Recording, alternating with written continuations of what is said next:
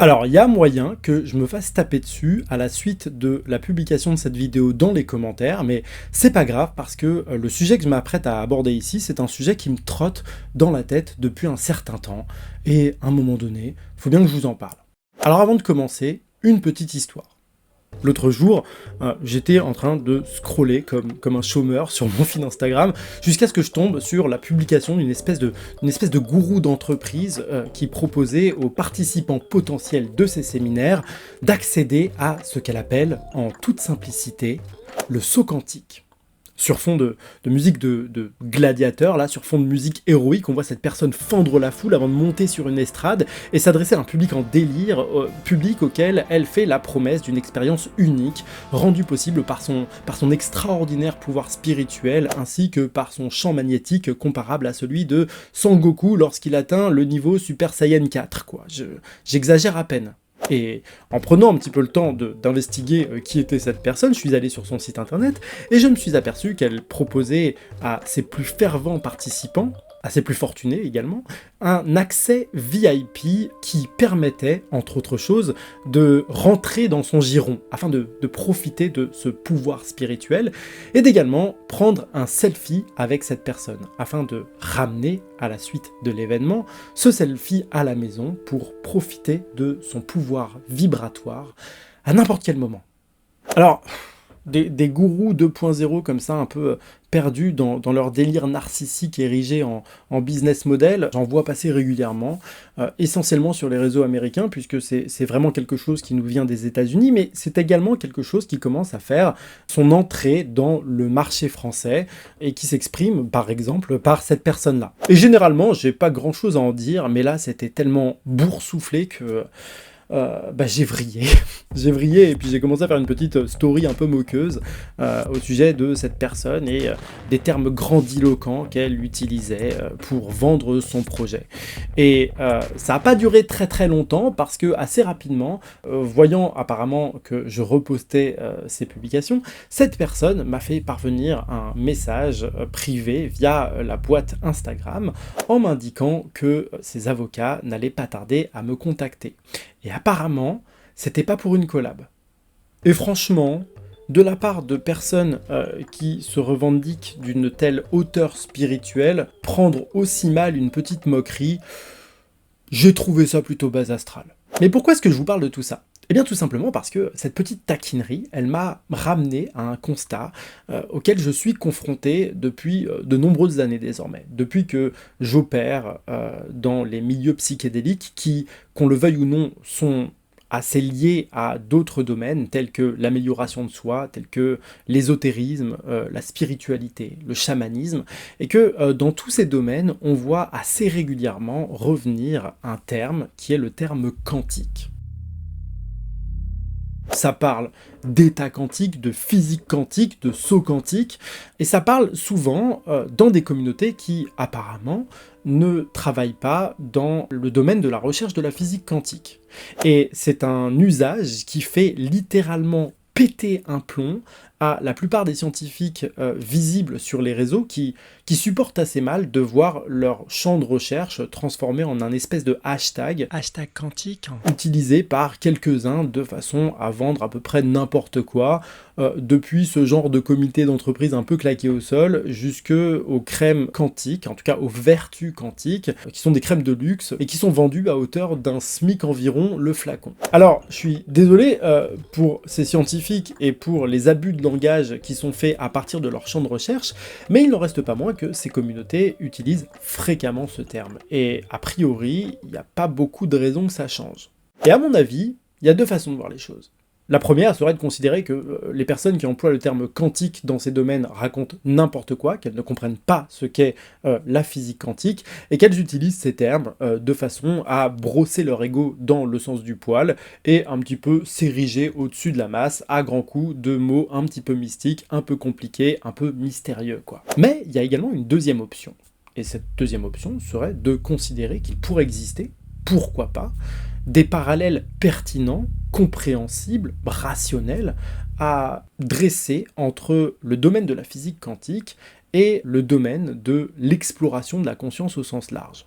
C'est d'ailleurs une petite idée que j'ai depuis quelques années, au sujet de laquelle j'ai souvent eu envie de parler, mais je me suis beaucoup abstenu parce que personnellement j'ai un peu de mal avec cet usage à tire-larigot du terme quantique pour parler de tout et n'importe quoi. Mais je vais quand même vous raconter cette petite idée. Et avant de vous la raconter, je vais poser ici un bon gros disclaimer.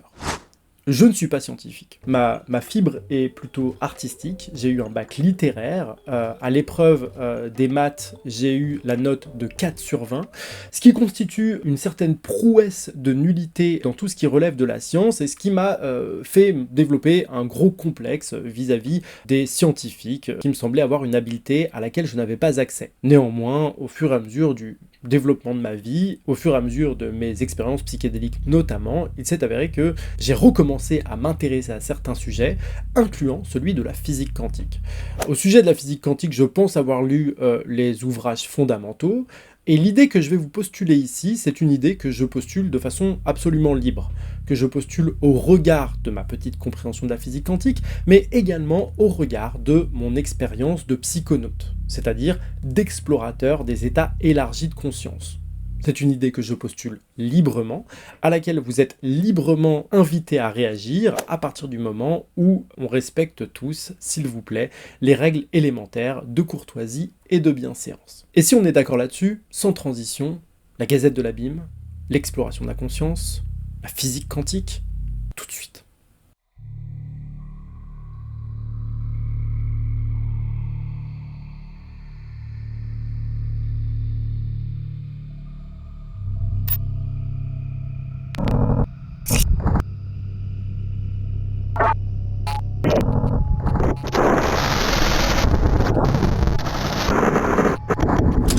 Petit rappel des faits. En substance, que semble nous dire la physique quantique? Ou, plus humblement, qu'est-ce que je comprends de la physique quantique? Ce que semble indiquer ce champ de recherche, c'est que une fois que l'on franchit certains seuils de taille, certains seuils de température et certains seuils d'obscurité, la physique classique semble totalement se barrer en couilles. En physique classique, lorsque l'on observe un objet suffisamment gros, on constate que celui-ci se comporte de façon déterminée par cette physique classique. Peu importe que l'on parle d'une planète, d'une balle de tennis ou bien d'une banane, ce sont des objets qui réagissent en cohérence avec les lois de la physique classique telles que nous les avons observées. Ce sont donc des objets déterminés qui se comportent de façon déterminée. En revanche, dès lors que l'on étudie des objets suffisamment petits, placés dans des environnements suffisamment froids et suffisamment obscurs, ainsi que lorsque nous n'observons pas directement ces objets semblent passer d'un état déterminé à un état indéterminé, ou plus spécifiquement, à un spectre de probabilité. C'est ce que semble démontrer, dans ma compréhension, l'expérience des deux fentes de Jung, qui nous dit qu'avant qu'un objet soit observé, il est à la fois onde et particule. De la même manière, c'est ce que semble démontrer la théorie du chat de Schrödinger. Si vous prenez un chat, que vous le placez dans une boîte qui contient un poison qui a une chance sur 2 de se déclencher à sa fermeture, eh bien, tant que vous n'avez pas ouvert cette boîte pour constater l'état de santé du matou, celui-ci se situe dans un spectre de probabilité, à la fois vivant, à la fois mort, et à la fois l'ensemble des probabilités entre ces deux extrémités. C'est ce que les mecs qui ont des diplômes en la matière appellent la superposition des états.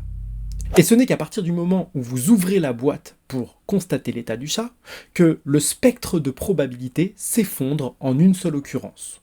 Soit vivant, soit mort, soit plus ou moins agonisant. Mais bon, vous l'aurez compris, l'objectif de cette vidéo n'est absolument pas de vous faire un cours de physique quantique, j'en serais absolument incapable, mais davantage de vous emmener sur une réflexion que l'on peut opérer à partir de certaines de ces observations. Si vous avez envie de creuser la question de la physique quantique, eh bien je vous poste en description de cette vidéo quelques liens qui m'ont semblé être les plus pertinents qu'on peut trouver sur YouTube pour s'éduquer à ce sujet. L'observation sur laquelle j'ai envie de vous emmener, c'est la suivante. Dans le cas de l'expérience des fentes de Jung, comme dans la théorie du chat de Schrödinger, on constate qu'il nécessite un phénomène d'être observé pour passer d'un état indéterminé à un état déterminé. C'est-à-dire que tant qu'un observateur n'a pas constaté la trajectoire d'un électron, celui-ci demeure à l'état simultané d'ondes et de particules. De la même manière, tant que la boîte contenant le chat de Schrödinger n'a pas été ouverte, il est à la fois vivant et à la fois mort. Et ma proposition, c'est la suivante. Si on prend la liberté ubuesque de transposer ce constat de la physique quantique dans un champ psychologique, philosophique ou psychédélique, que semble nous dire la conclusion observée par la physique quantique ? Eh bien tout simplement que le regard que porte un observateur sur le monde a une incidence sur la forme qu'il prend. Et il me semble que c'est précisément cette observation qui fait que certaines personnes, dont je fais partie, tentent de lier les observations de la physique quantique aux états élargis de conscience. Je m'explique. Est-ce que vous avez déjà écouté une personne parler de son expérience psychédélique ? L'une des caractéristiques les plus fréquemment rapportées de l'expérience psychédélique, c'est cette capacité qu'elle a de permettre à un individu de franchir son état de conscience ordinaire, sa représentation stable et déterminée du monde, au profit d'un état de conscience souvent qualifié d'élargi, d'indescriptible, d'ineffable et d'indéterminé. Dans le contexte d'une expérience psychédélique ou d'un état de transcendance de la conscience ordinaire, cette conscience, à l'image d'un objet quantique, semble passer d'un état déterminé à un état indéterminé. D'ailleurs, en étudiant le sujet, je me suis aperçu que j'avais déjà plus ou moins survolé la question en réalisant notre film d'animation Des putains de limaces cosmiques. Un superbe court-métrage que je vous invite à découvrir ou à revoir puisqu'il est en accès libre sur cette chaîne YouTube qui est la Gazette de l'Abîme. Et dans ce court-métrage, on suit les pérégrinations d'un personnage qui, au cours de son expérience psychédélique, rencontre une entité qui lui exprime une perspective sur la nature de la réalité, en expliquant à ce personnage que les humains ont cette tendance à réduire les choses du monde à un concept, en oubliant, au passage, l'infinité qui existe dans chaque chose, en prenant l'exemple d'une maison. Une maison, vous en conviendrez, c'est un objet déterminé, facile à reconnaître, mais qui est également une réduction de ce qu'elle est réellement. Dans la perspective évoquée par cette entité, une maison n'est pas qu'une maison. Une maison, c'est également l'ensemble des planches de bois qui ont servi à la construire. Ces planches de bois sont également l'arbre à partir desquels elles ont été façonnées. Et cet arbre est également la graine à partir de laquelle il a poussé, et ainsi de suite, jusqu'à l'infini. Et dans cette vision-là, c'est l'esprit humain, avec cette tendance à la synthèse, à la conceptualisation, qui réduit ce champ de possibles, cette infinité de probabilités, à une seule occurrence. Cette occurrence qui nous fait nous dire, au quotidien, à l'état ordinaire de conscience, « Te fais pas chier mec, c'est juste une maison ». Bon, je vous le concède volontiers, lorsqu'on rentre un peu dans le fond de ce genre de sujet, on peut avoir tendance à un peu se branler la nouille. Ce que j'essaye de dire ici, c'est que l'expérience psychédélique et les états de conscience étendus en général, ils ont cette capacité à permettre à qui les expérimente de transcender les concepts réducteurs et déterministes afin de se reconnecter à l'ensemble des possibles. Et j'irais même jusqu'à dire que, dans le cadre des personnes qui s'intéressent aux vertus thérapeutiques de l'expérience psychédélique, c'est précisément cette capacité qu'a cette expérience à nous permettre de nous émanciper momentanément de notre narration déterministe qui est thérapeutique. Lorsqu'une personne réalise ce voyage en soi, souvent, elle s'émancipe de sa représentation ordinaire du monde, de façon à l'envisager sous un prisme nouveau, permettant à cette même personne, une fois de retour à son état de conscience ordinaire, de reconsidérer le rapport qu'elle entretient à elle-même, aux autres et au cosmos en général. Est-ce que vous me suivez ? Dans ma petite compréhension personnelle, l'expérience psychédélique, la transcendance de l'état de conscience ordinaire et la physique quantique partagent cette capacité à transformer la représentation que l'on peut se faire du monde. Et c'est pour ça qu'il existe, à mon sens encore, un nombre grandissant de personnes qui cherchent à établir des corrélations entre ces observations de la physique quantique et l'exploration de ces états modifiés de conscience. Alors bien évidemment, j'entends évidemment que comparaison n'est pas raison et qu'il est tout à fait probable qu'on se casse les jambes à essayer de faire de tels grands écarts entre de telles disciplines. Néanmoins, sachez que nous ne sommes pas les premiers à postuler ce genre d'idée, puisque il existe une correspondance longue d'un demi-siècle entre Wolfgang Pauli, l'un des pères fondateurs de la physique quantique, et Carl Gustav Jung, l'un des pères fondateurs de la psychologie des profondeurs. Il s'agit d'une correspondance sous forme d'une conversation métaphysique entre ces deux hommes, dont l'objectif est tout simplement de voir s'il est possible d'envisager un socle commun qui lierait les choses de la matière aux choses de l'esprit. Et c'est une manière pour moi, en conclusion de cette vidéo, de vous dire que, au-delà de ces gourous à l'ego surdimensionné qui vous vendent monts et merveilles, il existe de nombreuses personnes qui essayent, de façon sincère, de façon authentique, de dresser de potentielles corrélations qui peuvent exister entre des domaines qui, apparemment, n'ont rien à voir les uns avec les autres.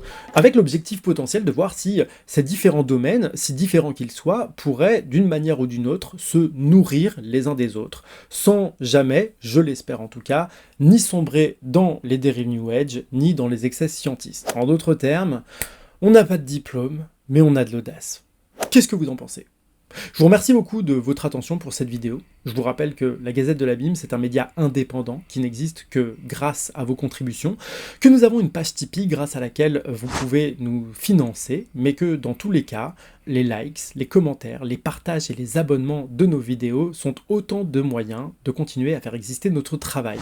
Je vous remercie, je vous salue bien bas et je vous dis à la prochaine. Ciao!